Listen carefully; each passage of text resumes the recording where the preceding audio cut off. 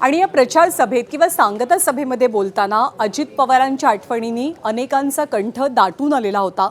सुनेत्रा पवार सुद्धा या सभेमध्ये कमालीच्या भावूक झालेल्या आणि त्यांनी अजितदादांच्या आठवणींना उजाळा दिला।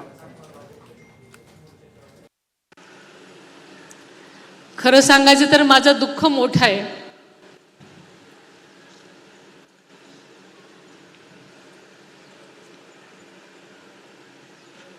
माझं तर सर्वस्व हरपलंय,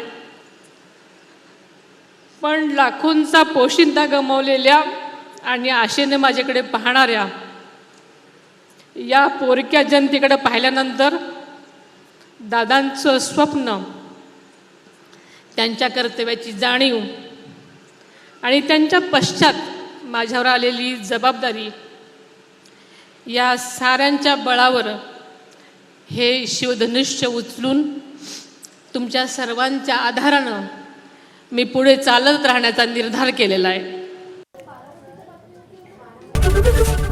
एबीपी माझा, उघडा डोळे बघा नीट।